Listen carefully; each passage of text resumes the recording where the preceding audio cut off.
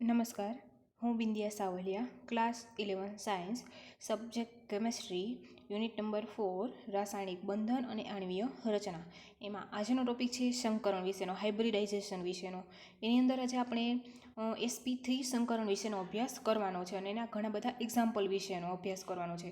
આગળના લેક્ચરની અંદર આપણે sp સંકરણ અને sp2 સંકરણ વિશેનો અભ્યાસ કરી ચૂક્યા છીએ.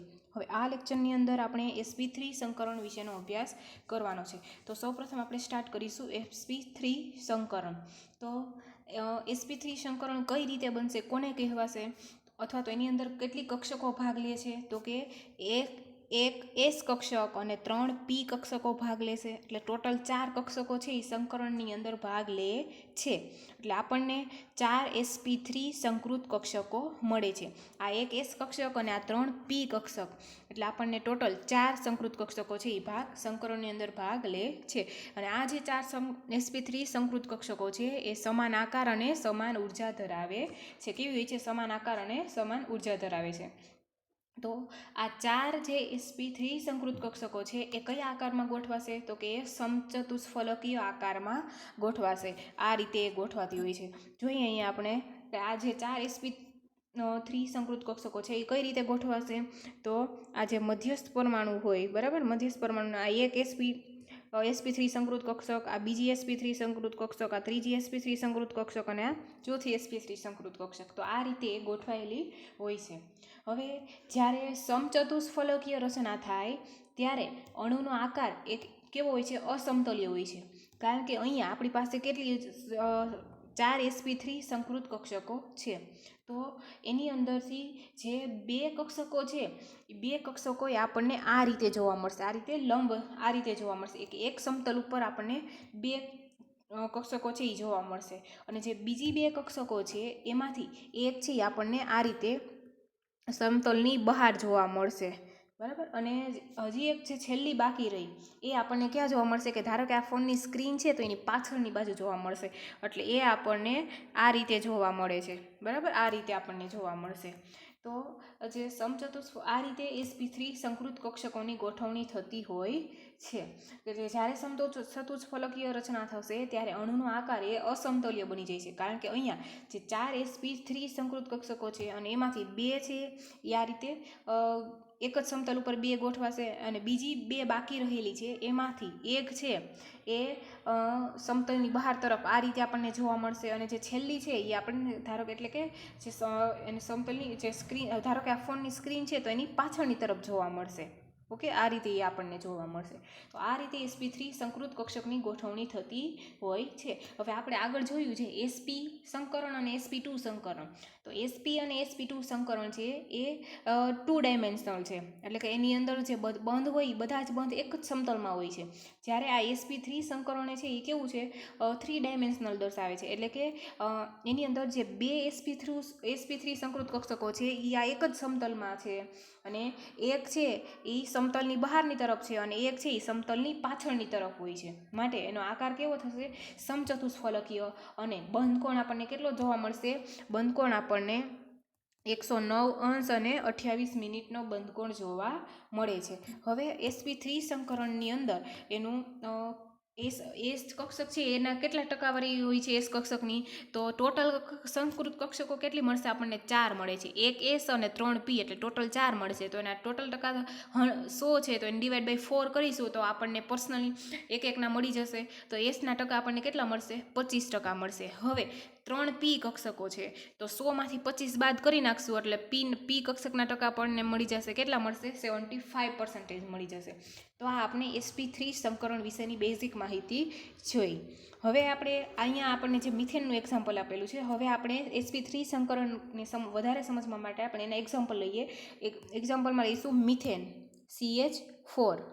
તો CH4 સૌપ્રથમ તો એનું અહીંયા જે આપણે આપેલું છે એ ટેક્સ્ટ બુક પ્રમાણે આપેલું છે. હવે અહીંયા સેમ જ છે બધી વસ્તુ. હવે ધારો કે CH4 એક્ઝામ્પલ જોઈએ મિથેન, તો એનું સામાન્ય બંધારણ છે એ આ કાર્બન છે એ આ રીતે એના જે 4 હાઇડ્રોજન સાથે જોડાશે. હવે કાર્બનની સંયોજકતા કક્ષામાં કેટલા ઇલેક્ટ્રોન છે? તો કે 4 ઇલેક્ટ્રોન છે. તો અહીંયા આપણે જોઈએ તો કાર્બન છે એ એના જે 4 ઇલેક્ટ્રોન છે એ શું કરે? બંધમાં ભાગ લઈ લે છે. એટલે કે હવે દરેક બંધની અંદર કાર્બનનો આપણને એક ઇલેક્ટ્રોન છે એ ભાગીદારીમાં વપરાઈ ગયો છે અહીંયા. તો અહીંયા કાર્બન છે એ 4 હાઇડ્રોજન સાથે જોડાય તો એટલે કે કાર્બનને પોતાના ચારે ઇલેક્ટ્રોન છે એ બંધમાં ભાગ લઈ લીધેલા છે કાર્બનના. તો કાર્બન પાસે 4 ઇલેક્ટ્રોન કેવા હોવા જોઈએ? અયુગ્મિત હોવા જોઈએ. તો આપણે જોઈએ એના માટે કાર્બનની ઇલેક્ટ્રોન રચના. તો કાર્બનની સાથે હાઇડ્રોજન છે એ એકલ બંધથી જોડાય છે એટલે એના પાસે 4 અયુગ્મિત ઇલેક્ટ્રોન હોવા જોઈએ કાર્બન પાસે. તો એના પરથી જ આપણને ખ્યાલ આવી જાય કે કાર્બનને ઉત્તેજિત કરવો પડશે કે નહીં કરવો પડે. તો આપણે જોઈએ એની ઇલેક્ટ્રોન રચના. તો 6 નંબરનો કાર્બન છે એની ઇલેક્ટ્રોન રચના helium complete 2s2 2px1 2py1 2pz0 થશે. તો અહીંયા આ રીતે એની ઇલેક્ટ્રોન ગોઠવણી થશે. 2pz0 અહીંયા 2pz કક્ષકની અંદર એકઈ નથી કારણ કે 2s2 2p2 છે. તો 2px ની અંદર એક અને 2py ની અંદર એક. તો અહીંયા આપણને ખાલી 2 જ અયુગ્મિત ઇલેક્ટ્રોન મળશે. તો આપણે જરૂર કેટલાની છે? 4 અયુગ્મિત ઇલેક્ટ્રોનની જરૂર છે. તો કાર્બનને શું કરવું પડશે? એને ઉત્તેજિત અવસ્થામાં લાવવો પડશે જેને આપણે સ્ટાર વડે દર્શાવીએ છીએ, આ ફૂદડી વડે દર્શાવીએ છીએ. તો એની ઇલેક્ટ્રોન રચના થશે helium complete 2s1 2px1 2py1 2pz1. તો અહીંયા ઉત્તેજિત અવસ્થામાં લાવીશું ત્યારે શું થશે? તો કે આ 2s કક્ષકમાંથી એક ઇલેક્ટ્રોન ક્યાં જતો રહેશે? 2pz કક્ષકની અંદર જતો રહેશે. તો અહીંયા આપણને આ 4 અયુગ્મિત ઇલેક્ટ્રોન મળી ગયા. તો આ રીતે આપણને 4 sp3 સંકૃત કક્ષકો મળતી હોય છે. તો અહીંયા આપણને કાર્બનની ઉત્તેજિત અવસ્થામાં 4 અયુગ્મિત ઇલેક્ટ્રોન મળી ગયા. તો આ કાર્બનની આ 4 અયુગ્મિત કક્ષક છે કે જે 2s 2px 2py અને 2pz એની સાથે હાઇડ્રોજનની શું જોડ થશે? હાઇડ્રોજનની 1s કક્ષકનું સંમિશ્રણ થશે.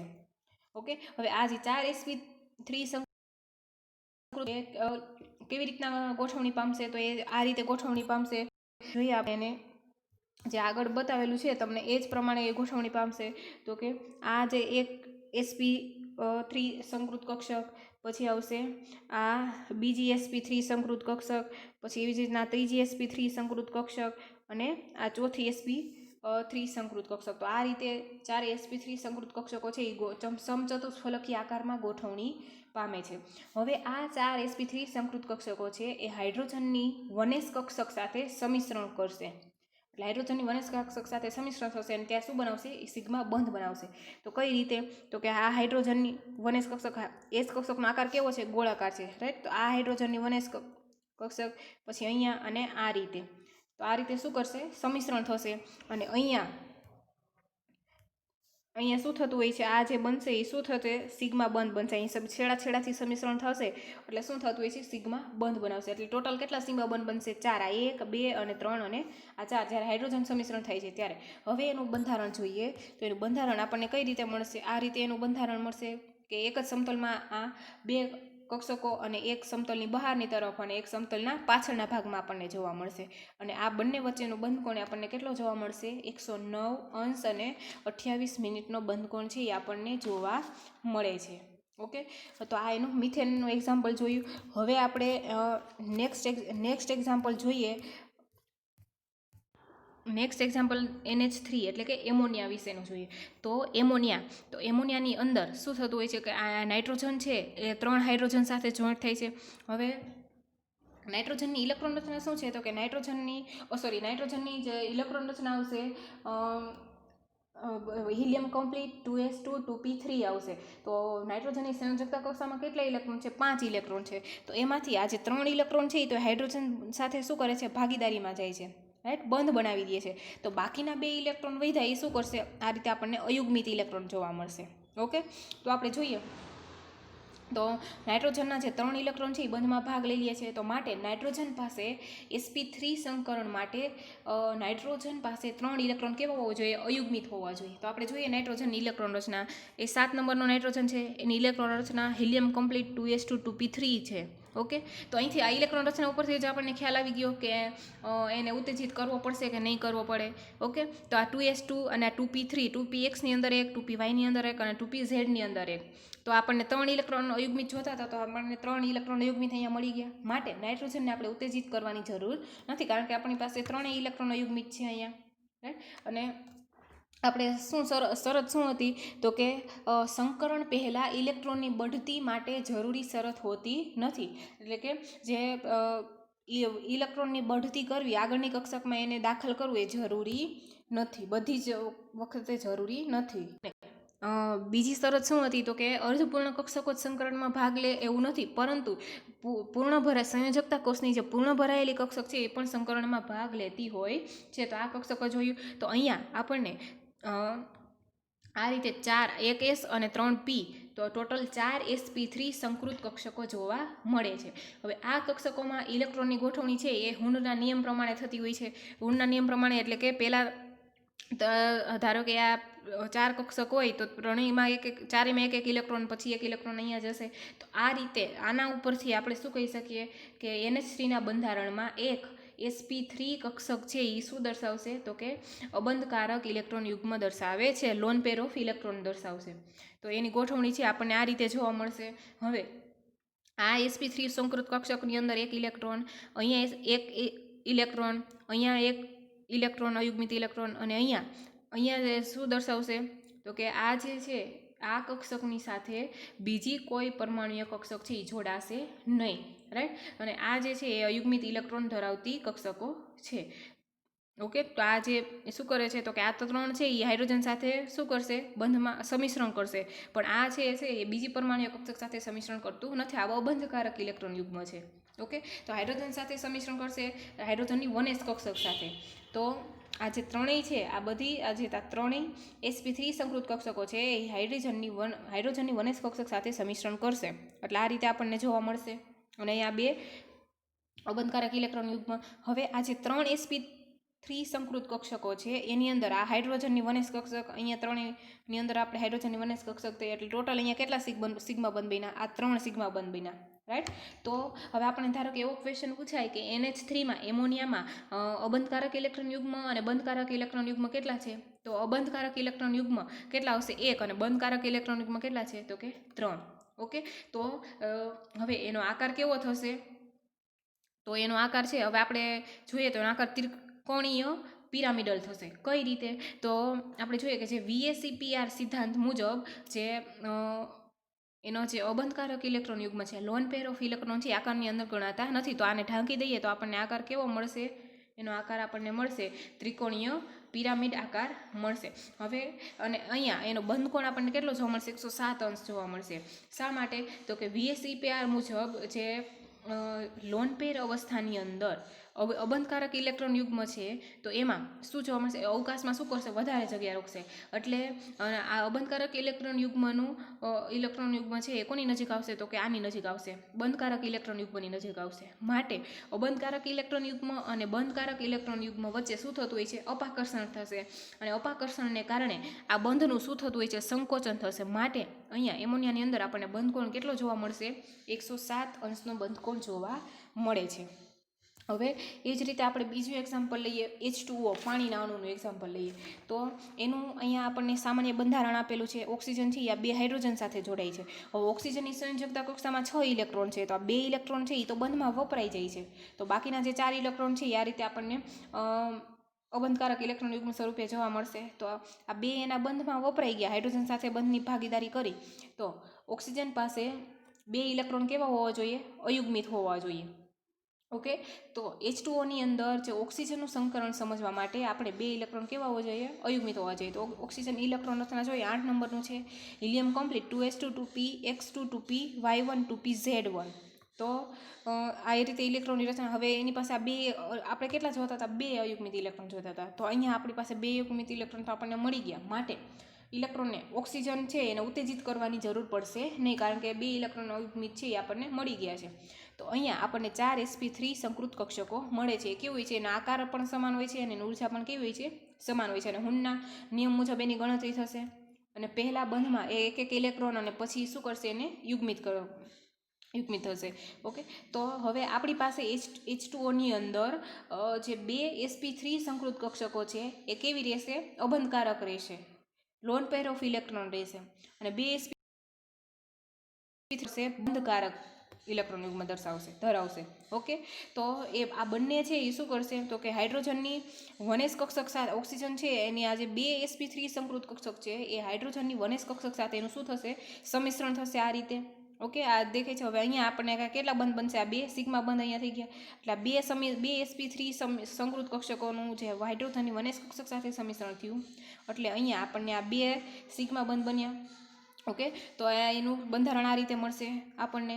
હવે અહીંયા શું થતું હોય છે કે VSEPR મુજબ બંધકારક ઇલેક્ટ્રોન યુગ્મ છે, એ બંધકારક ઇલેક્ટ્રોન યુગ્મ એ છે અવકાશમાં વધારે જગ્યા રોકશે, માટે એ બંને કોની નજીક આવશે? તો કે બંધકારક ઇલેક્ટ્રોન યુગ્મની નજીક આવશે, એટલે અપાકર્ષણ થાય, અને અપાકર્ષણ થશે એટલે એ બંધકારક ઇલેક્ટ્રોન યુગ્મ છે એના બંધનું શું થતું હોય છે? સંકોચન થાય છે. માટે અહીંયા બંધ કોણ આપણને કેટલો જોવા મળશે? 104.5 અંશ બંધ કોણ જોવા મળે છે. sp3 સંકરણ છે છતાં પણ આપણને બંધ કોણ છે કેટલો જોવા મળે છે? 104.5 અંશ બંધ કોણ જોવા મળે છે. હવે આપણે એનું બીજું ઉદાહરણ લઈએ, C2H6. ઇથેનની અંદર આપણે એનું જોઈએ બંધારણ સંકરણ. તો ઇથેનનું અહીંયા આપણને સૌપ્રથમ તો એનું જે લુઈસ બંધારણ છે, સામાન્ય બંધારણ, એ ખબર હોવી જોઈએ. તો આ કાર્બનની સંયોજકતા 4 છે, તો આ ત્રણ હાઇડ્રોજન સાથે, અને આ કાર્બન બીજા 3 હાઇડ્રોજન સાથે, તો એની એક ઇલેક્ટ્રોનની શું કરશે? ભાગીદારી કરશે. તો અહીંયા એક બંધ બનશે. હવે તો અહીંયા કાર્બનના 4 ઇલેક્ટ્રોન છે એ બંધમાં ભાગ લઈ લે છે, માટે કાર્બન પાસે 4 અયુગ્મિત ઇલેક્ટ્રોન હોવા જોઈએ. તો એની ઇલેક્ટ્રોન રચના જોઈએ તો કાર્બનનો પરમાણુ ક્રમાંક 6 છે, એની ઇલેક્ટ્રોન રચના આવશે helium complete 2s2 2px1 2py1 2pz0.